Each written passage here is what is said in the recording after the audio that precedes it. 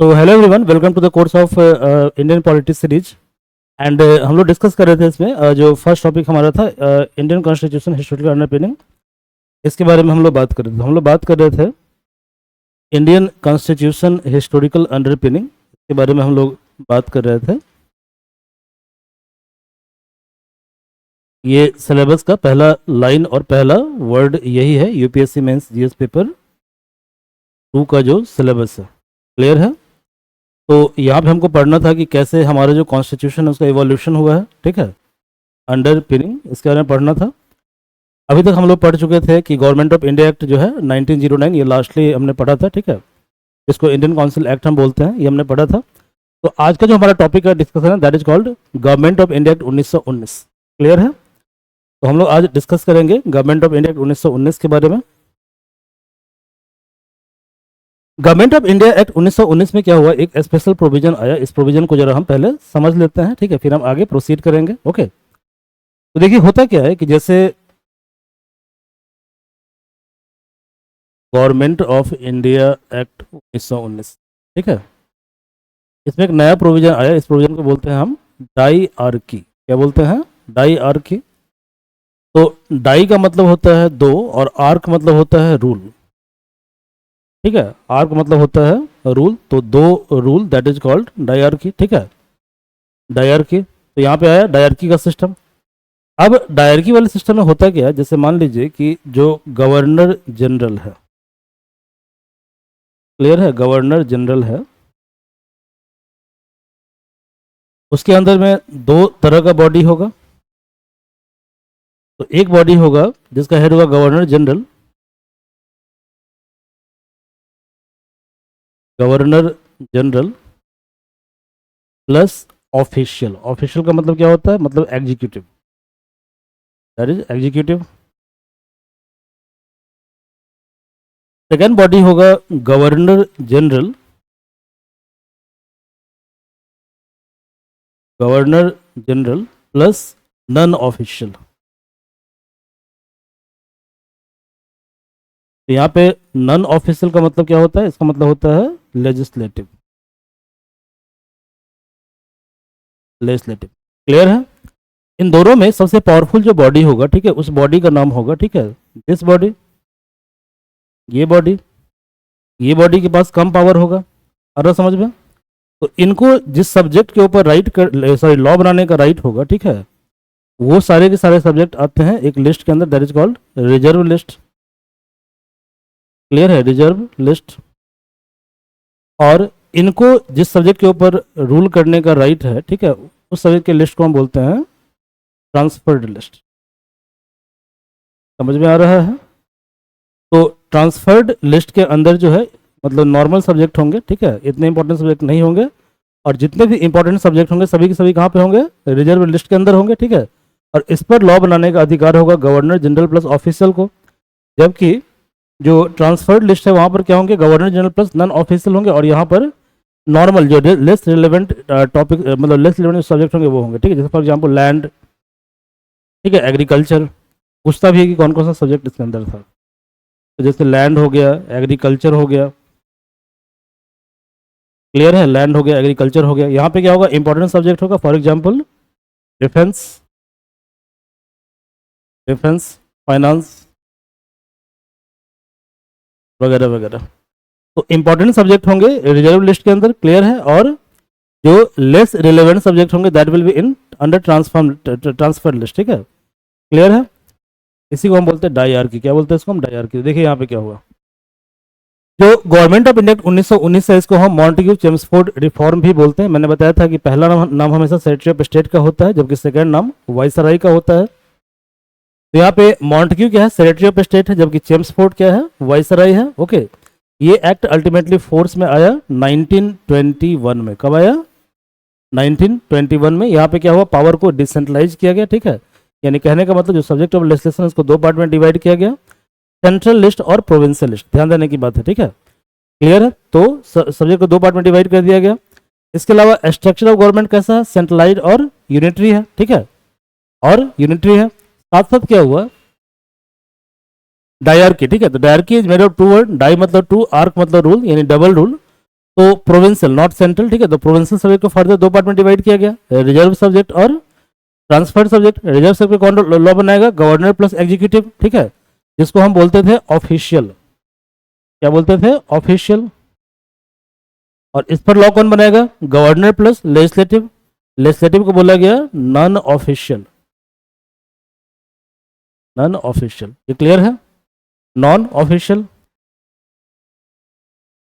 तो यहाँ कुछ क्वेश्चन पूछा हुआ एग्जाम के अंदर, क्वेश्चन देखिए 2022 में क्वेश्चन आया हुआ है, ठीक है, कि in the government of India act 1919, okay, the function of provincial subject were divided into reserve list and transferred list. तो which of the following were treated as reserve subject, इसमें रिजर्व सब्जेक्ट कौन होगा, ठीक है। तो मैंने क्या बताया था, जो इंपॉर्टेंट सब्जेक्ट है वो क्या होगा, रिजर्व लिस्ट के अंदर होगा, और जो नॉन इंपॉर्टेंट है, लेस रिलेवेंट है, वो कहाँ पे होगा, वो आपको होगा ट्रांसफर्ड लिस्ट के अंदर। For example local self government. अब देखो दो ऑप्शन कहाँ कहाँ पे, दो ऑप्शन आपको यहाँ पे है, यहाँ पे है, यहाँ पे, तो ये तीनों ऑप्शन क्या होगा, गलत हो गया, ठीक है। तो राइट क्या होगा, राइट होगा 1, 3 और 4, ठीक है। तो इसका मतलब ये हुआ कि रिजर्व लिस्ट के अंदर क्या है, एडमिनिस्ट्रेशन ऑफ जस्टिस, लैंड और रेवेन्यू, ठीक है। ऐसे आपको थोड़ा सा लॉजिक अप्लाई करना है, ओके। कह रहा है कि मॉन्टेग्यू चेम्सफोर्ड रिफॉर्म, ये संबंधित है, प्रीलिम्स 1987 में क्वेश्चन आया है, ठीक है। डायरकी, कम्युनलिज्म, प्रोविंशियल ऑटोनॉमी और नन ऑफ दिस। तो इसमें क्या था, डायरकी था, डबल रूल था, ठीक है, डबल रूल, ट्रांसफर्ड लिस्ट और रिजर्व लिस्ट, ओके। अगला प्रश्न क्या है, in the context of Indian principle dyarchy का मतलब क्या होता है, 2017 में क्वेश्चन आया है, ठीक है। लिखा है कि division of central legislative power, ये गलत है, क्योंकि यहाँ पे क्या था कि प्रोविंशियल लिस्ट को डिवाइड किया गया दो पार्ट के अंदर, ठीक है। तो जैसे ही वर्ड आया सेंट्रल लेजिस्लेचर, तो ये लाइन क्या हुआ, गलत हो गई, ठीक है, ये गलत है। Introduction of double government, that is central government state government, तो ये भी गलत है, ठीक है, ये भी गलत है। Having two set of rule, one at London, one at Delhi, ये भी नहीं था। डायरकी क्या था, सब्जेक्ट का डिवीजन था, तो division of subject delegated to province at provincial level in two category. तो अभी आप पढ़े हुए, यहाँ पे लिखा हुआ है, यहाँ पे क्या लिखा है कि प्रोविंशियल सब्जेक्ट दो पार्ट में डिवाइड किया गया। देखिए यहाँ लिखा है ना, प्रोविंशियल लेजिस्लेटिव सब्जेक्ट, इसको डिवाइड किया गया दो पार्ट के अंदर, रिजर्व लिस्ट और ट्रांसफर्ड लिस्ट। क्लियर है, तो क्या होगा, division of subject delegated to the province into two category. तो this is the right answer, okay.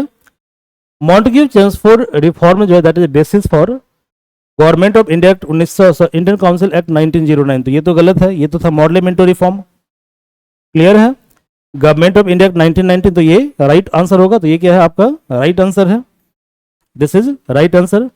Government of India act 1935, तो ये तो होगा नहीं, और ये भी नहीं होगा, हम आगे पढ़ेंगे अभी, ओके।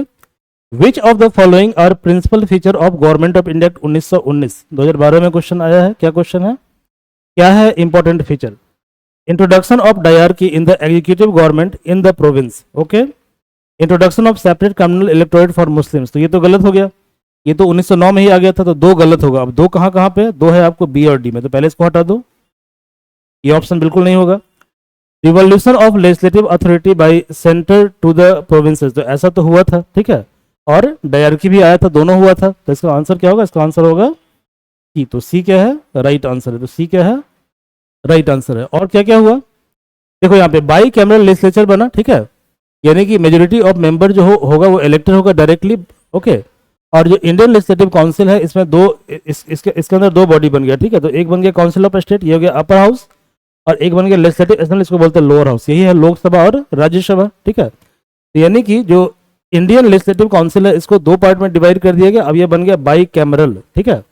तो अपर हाउस का नाम क्या होगा, council of state, lower house का नाम क्या होगा, legislative assembly, okay. Current system क्या है, करंट सिस्टम देखो बाई कैमरल है, जैसे कि इंडिया के अंदर जो है बाई कैमरलिज्म में अपर हाउस को राज्यसभा बोलते हैं, लोअर हाउस को लोकसभा बोलते हैं।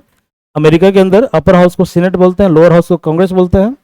यूके के अंदर अपर हाउस को हाउस ऑफ लॉर्ड बोलते हैं, और लोअर हाउस को क्या बोलते हैं, हाउस ऑफ कॉमन बोलते हैं। इंग्लैंड के अंदर, यूके मतलब यूनाइटेड किंगडम, मतलब इंग्लैंड, ओके, इंग्लैंड। इसके अलावा जो एग्जीक्यूटिव काउंसिल है, यहाँ पे इंडियन को इंक्लूड किया गया, तो 6 मेंबर में 3 मेंबर इंडियन होंगे, मतलब टोटल 6 स्ट्रेंथ है एग्जीक्यूटिव काउंसिल का, वहाँ पे 3 मेंबर होंगे, ठीक है, ओके।